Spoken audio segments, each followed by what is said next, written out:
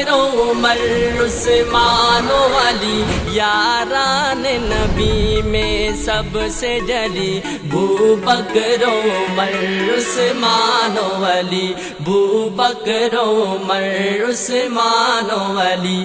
مجھے ڈر ہے کہ اللہ رب العالمین کل قیامت کے دن عذاب کی گرفت نہ لے دے، جہنم میں نہ ڈال دے۔ تو پتہ چلا میرے بھائیوں کہ آپ باپ اگر غلط کوئی راستہ دکھائے، شرک کی تعلیم دے، تو ان کی ادب و احترام کرنا ہے، لیکن ان کی بات کو نہیں ماننا ہے۔ اس وقت صحابہ اکرام دنیا میں زندگی گزار کر گئے، ہم اور آپ غور کریں، صحابہ اکرام کے اندر ایثار کا جذبہ تھا۔ سوال یہ پیدا ہوتا ہے کہ ایثار کہتے کسے؟ ایثار کہتے ہیں گلاس کا پانی رکھا ہوا، ایک گلاس پانی رکھا ہوا، پیاس مجھے بھی لگی ہے اور پیاس میرے بھائی کو بھی لگی ہے، میں اپنی پیاس کو قربان کر کے میں اپنے بھائی کو پلا دوں، اسے ایثار کہتے ہیں۔ آج ایثار کا جذبہ پیدا تبھی ہو سکتی ہے جب تک ہمارے اندر سے خود غرضی نکلے گی، جب تک ہمارے اندر سے مطلب پرستی نکلے گی۔ آج ہم ایک دوسرے سے ملتے ہیں، ان کے ساتھ عزت سے بات کرتے ہیں جو اپنے ذاتی معاملے میں فائدہ ہو، لیکن ہم اور آپ غور کریں، صحابہ اکرام کے اندر ایثار کا جذبہ تھا۔ وہ لوگ مطلب پرست نہیں تھے، وہ لوگ خود غرض لوگ نہیں تھے میرے بھائیوں۔ اللہ رب العالمین فرماتا ہے صحابہ اکرام کے بارے میں، والذین اتبعوا الدار والایمان من قبلهم يحبون من هاجر الیہم ولا یجدون فی صدورهم حاجة مما اوتوا ویؤثرون على انفسهم ولو كان بهم خصاصة ومن یوق شح نفسه فاولئک هم المفلحون۔ اور ایک بات اس مسجد ارقم سے، آج کے اس خطبہ جمعہ سے ایک بات لے کر جانا کہ نبیوں کے بعد، رسولوں کے بعد، پیغمبروں کے بعد سب سے بہترین جماعت، سب سے بے لوث جماعت، جس کے اندر خود غرضی نہیں تھی، جس کے اندر مطلب پرستی نہیں تھی، صاحب نبی صلی اللہ علیہ وسلم کی جماعتوں کے بعد، نبیوں کے بعد، پیغمبروں کے بعد اگر کوئی جماعت گزری ہے تو میرے نبی کے صحابہ۔ جب مہاجر مدینے کے اندر ہجرت کر کے آئے تو اپنا حق وہ قربان کر دیتے تھے، اپنا حق، وَمَن يُوقَ شُحَّ نَفْسِهِ فَأُولَٰئِكَ هُمُ الْمُفْلِحُونَ، یہی لوگ کامیاب ہیں۔ اللہ رب العالمین نے فرمایا آگے وَيُؤْثِرُونَ عَلَىٰ أَنفُسِهِمْ وَلَوْ كَانَ بِهِمْ خَصَاصَةٌ، میرے نبی کے صحابہ ایثار کرنے والے ہیں، اپنا حق دوسروں کو قربان کر دیتے ہیں۔ میرے بھائیوں اپنا حق قربان کر دیتے ہیں۔ آج کیا؟ آج الٹی بات ہے ادھر کہ ہم دوسروں کا حق چھیننا چاہتے ہیں، دوسرا اگر ترقی کر رہا ہے اس کو نیچا کرنا چاہتے ہیں، لیکن صحابہ اکرام کی زندگی دیکھو کہ اپنا حق دوسروں کو میرے بھائیوں دے دیتے ہیں۔ یہ لوگ ایثار کرنے والے اور یہی لوگ کامیاب اور فلاح و ہدایت پانے والے ہیں میرے بھائی۔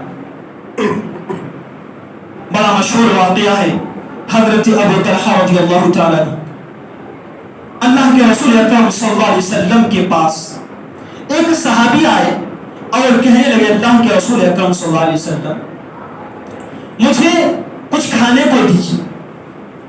اللہ کے رسول اکرم صلی اللہ علیہ وسلم پیغام بھجواتے اپنے گھر، نبی کے گھروں سے رپلائی آتی ہے کہ کھانا نہیں ہے۔ نبی کا گھر ہے، غور کرے، رحمت للعالمین ہے، جناب عربی محمد مصطفیٰ صلی اللہ علیہ وسلم پر درود و سلام کی بارش ہو۔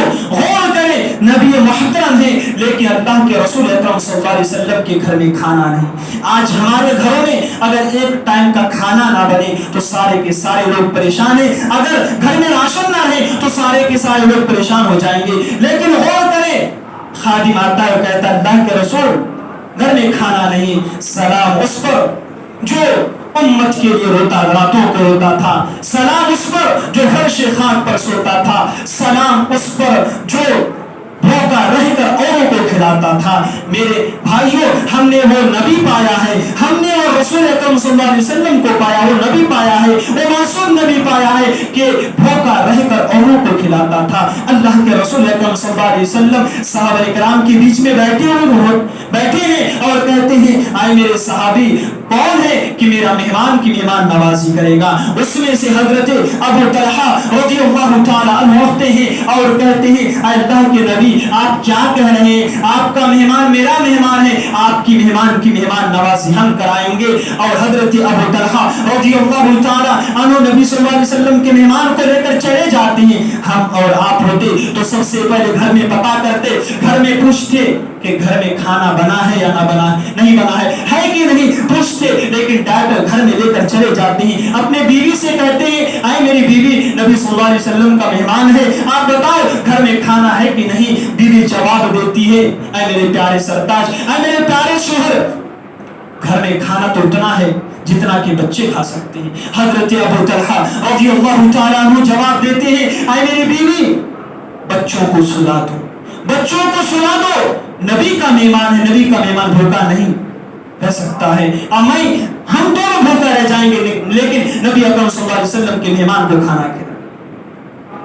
प्लेट रखा जाता है हज़रत अबू तलहा रज़ियल्लाहु ताला अन्हु के सामने और उस मेहमान के सामने। मेरे भाइयों, बाज़ रिवायत यहाँ तक कहती है कि खाना जब प्लेट के अंदर, प्लेट के ऊपर रखा जाता है तो उस हज़रत अबू तलहा रज़ियल्लाहु ताला अन्हु की बीवी हज़रत उम्मे सुलैम रज़ियल्लाहु ताला अन्हा है और हज़रत अनस रज़ियल्लाहु ताला अन्हु की माँ है। मेरे प्यारे साथियों, बाज़ रिवायत यहाँ तक कहती है कि चिराग को गुल कर की अजमत के नारे लगाओ, अदूबे सहाबा के सीने जलाओ।